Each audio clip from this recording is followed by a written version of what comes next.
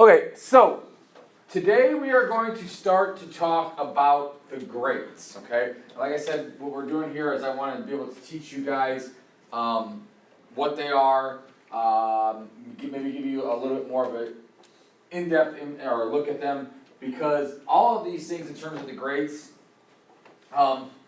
basically we are going to use them throughout the year as we talk about the civilizations that we're going to discuss throughout the school year. And they're just going to kind of play a very large role within what we're going to talk about this school year. So, the greats, and I want you guys to you guys have already jotted down some of this information, so make sure that you guys are working with me to help answer some of the questions here and everything else like that. So, G obviously stands for government. What was the definition that we got for government that you guys found online? Anybody guess? A form or system of rule in which a state, community, etc. is governed. It's the form of rule in which a state or a community is governed. Probably when we talk about all of these things in terms of how they affect the civilization, government is probably the number one important thing as it relates to the greats. Because without government, do we have a society? Okay. Who said yes? Anybody? Nobody? Okay. Thought I heard somebody say yes. But without government, we don't have a society because there's no one there to do what? What does government do for us? What's that? Govern us. But what I mean, yeah, they govern us, but what do they do specifically? Yes.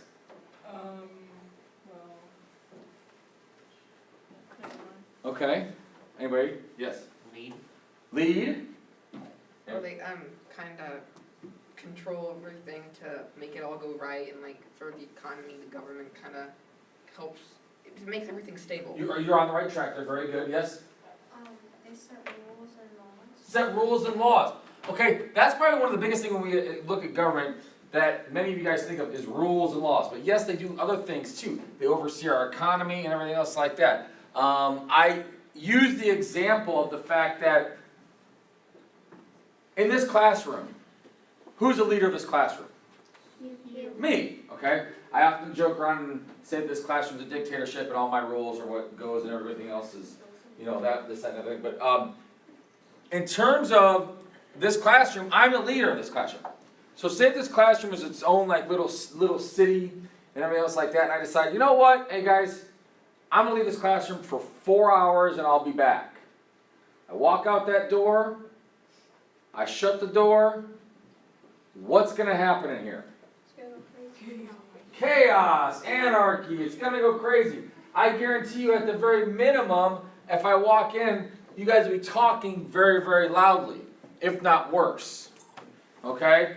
And government is there to kind of keep that stuff under control for the people, and without that, we start to see some chaos happen. There's a reason why in most of these societies that the first type of job that was developed after farming was a leader, and that was because they needed some stability. And that's what government kind of gives them, okay? The next one. Religion. What is religion? Yes? A set of beliefs that usually involve rituals. A set of beliefs that usually involve rituals. Every society has some form of religion, okay? You guys talked about religion when you discussed Greece and Rome last year, correct?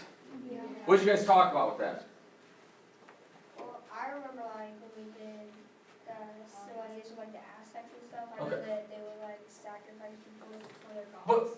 But they're plural. You used the word gods, right? Was it the same way with the Greeks and the Romans? Did they have a god or gods? Yeah. And what did these gods do?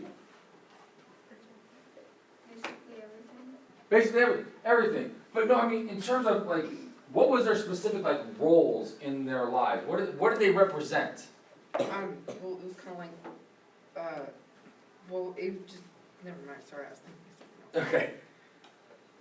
They represented like a leader. Okay. But didn't they like play like certain roles? Like, what was Zeus the god of? Lightning and thunder in the sky. What was Poseidon the god of? Water. And I can go through a million other ones as well too. But they all represented something in the world, correct? And religion often does that. Even when we talk about what we're going to talk about this year with the Eastern world, they're going to have, in terms of the ancient world, they're going to have many gods and goddesses. Very similar to Greece and Rome and even the Aztecs, where they have the sun gods and all the rest of that stuff. But religion, throughout history, has been used to explain things that you cannot explain. Correct? Now we know about storms and everything else like that because of what? And it's science. Okay? Even today, in some cases, religion is still used to explain things that you cannot explain. Correct? I use this example in my first 2 period classes. What happens when you die? You go to heaven? It's your opinion. It's like your religion. It's part of the beliefs, and like I said, and like I also pointed out to my other classes, I'm not here to change anybody's belief about anything. But my question for you is, those of you that sit there and talk about that, say, oh, I'm going to go to heaven when I die, can you tell me that with 100% certainty that's what's going to happen to you? Why? Why can't you tell me that? It's not our decision. But no, it's not even that decision part. But why couldn't you tell me with 100% certainty? Yes? Because, like, who knows? I mean, no one can scientifically prove that, or you don't know if they have gone. Exactly. And none of us in here have died and come back. I mean, I know zombies are the big thing right now, but, you know, none of us have died and come back to tell us, hey, you know what, there's a heaven, it's great, it's awesome. They got popcorn and chips and fountains full of chocolate and everything else like that. You know, I mean, it's one of those things that our belief, or the beliefs of people drive that in a certain direction, okay? And we're going to study religions this year, and I want to point this out. When we talk about religions in this class, and I'll re-emphasize this later as well too, we're talking about it from a historical point of view. I know, probably I could say right now, about 95 to 100% of you in this class follow some form of the Christian faith. Correct? Okay. I don't need to know yes or no for sure that you do or not. But there's a guy in that religion. His name is Jesus. And in that religious beliefs, they believe that he is the Son of God. Okay? But in our class, for our point of view, for what we're teaching, yes, we'll talk a little bit about that belief, but we're going to focus on Jesus, the man who created a religion. Okay? Like I said, I am not trying to sway anybody's beliefs in here at all. But the thing that we have to understand is that we will focus in on other religions because Christianity is not the majority religion in the Eastern world. Does anybody know what the big majority religion in the Eastern world is? Is it Muslim? Islam. The Muslims follow Islam. Muslims are the follow. We'll get into more details about that later. So for our purposes for this class, for me to teach you about Christianity, only about Christianity, does a disservice to the Eastern world, which is what we're talking about. We're going to talk about Buddhism. We're going to talk about Hinduism. We're going to talk about Judaism. We're going to talk about Christianity. And we're going to talk about Islam, because they all were founded in the Eastern world. Judaism, Christianity, and Islam were all founded basically in the same area, in the Middle East. So, but like I said, that's one of those things that we're going to talk about this year. We're going to go into detail about that this year, and like I said, I want you guys to have a better idea, because it is another one of those central beliefs in what we're talking about for the world. Economics. All right, who's going to give me the nice, fancy, long definition that you guys found online that none of you understand what you're talking about? I have a normal definition. Good. The science that deals with the production, distribution, and consumption of goods and services for the material welfare of humankind. Okay, that was awesome. Just what I was looking for in terms of that kind of stuff. Do you understand any word that came out of your mouth with that? Some of them, but not all of them. Okay, very good. And that's what the point I'm trying to get across, is that there is a long list of economic theories, supply, demand, you know, the average value of goods and services, and all the rest of that stuff. for this class, because I really don't want to get into a whole lot, I mean, we will talk about economics. We will talk about things that involve economics. But we're not going to get into it on that level right there.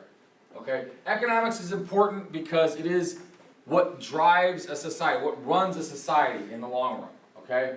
And there are two main things that we're really going to focus in on as it relates to economics. The first of which, I bet you guys can guess what the first one is. Because the word economics, it's central to it. Economy. Not economy, but no. What is central to making our economics work? Money! We don't have money, we don't have economics. Or I guess I can take that back. We should still be trading and everything else like that, but that's a whole other story. But money and wealth and power, okay? We're going to talk a lot about that this year. How the Europeans became wealthy off the backs of the Africans, and Africans during the age of imperialism. So we're going to talk a lot about that. But probably the biggest concept that we're going to talk about as it relates to economics and this class, and you guys may have covered it a little bit last year, is standard of living. Okay? Does anybody know what standard of living is? Tommy? Maybe like how a standard person lives. You're on the right track with that, what you said there. It's how a person lives. Not necessarily a standard person, but how a person lives. If you have a high standard of living, you expect a lot from your life. I mean, you watch all those reality TV shows on E! Or MTV or whatever else like that, that show the rich kids and all their parties and everything else like that. You know, they have a high standard of living, obviously. Okay? And in this year, in this class, we're going to talk about places in Africa and stuff like that that have a very low standard of living. It's how you live your life. I asked my kids in my other class, how many of you got a new pair of shoes before school started this year? How many of you that have your hands raised get a new pair of shoes before every school year starts? It's kind of an expectation by yourself, am I correct? Yeah? Mom and Dad walked in and said, you know what, you can wear your shoes from last year. What would the reaction be by some of you? What? Not a chance. I gotta get the new Jordans. Or even better, my favorite one too. Here, how many of you got new clothes for school this year? How many of you guys get new clothes virtually every year for school? Okay. So with that said, if Mom and Dad walked in and said, hey, you know what, you gotta wear your clothes from last year. Oh, I can already see you guys are laughing and chuckling about it and everything else like that. It happens. There's an expectation, even my kids have it. You know, they're going to school, they're getting new clothes, we're ready to start the school year, okay? And it's just part of the whole process there. And that's because it's become an expectation that's your standard of living. If you are living in Africa or in a third world country or even some of the poor parts of the United States or wherever else like that, it may not be an expectation. Just walking to school might be good enough for you to get there. And we're going to talk a lot about that, and we're going to focus in on a lot about that, especially as it relates to places like Africa that at one point in time had a very high standard of living, and then after history affected it in terms of the Europeans and stuff like that, they had a very low standard of living. So with that said, that's kind of what we're going to be talking about with economics this year. The arts. The arts. What do you think about the arts?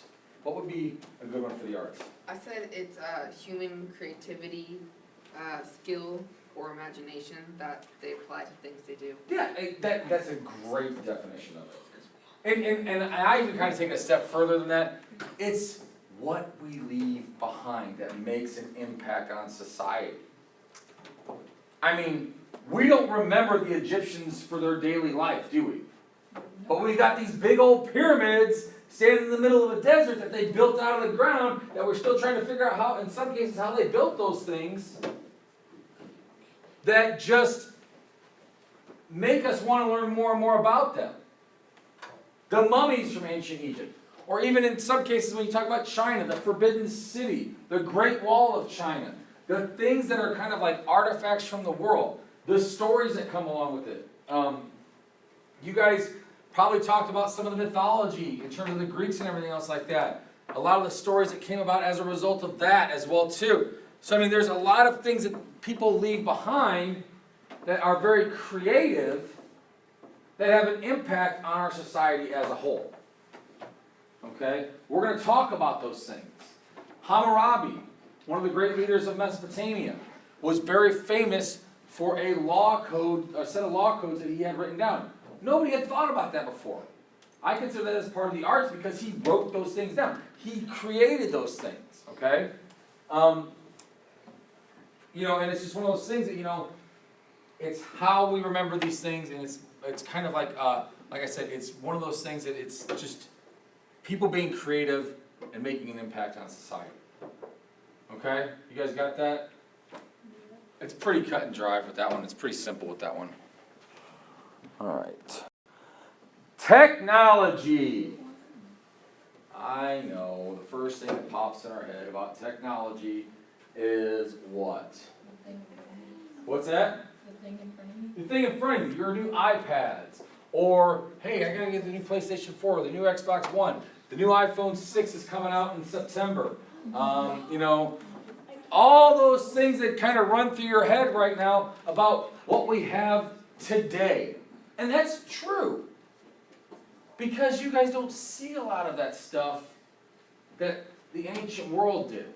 But what if I told you that probably one of the most important advancements in our world in technology was farming? Yeah. Would you think farming is an advancement in technology? Yep. Yes. Okay, very good. Or the invention of the plow. Or the invention of writing. Or paper. Or ink. Or the printing press. All that stuff that you guys are so used to and probably don't see it sometimes as an advancement in technology, at one time in history, it was.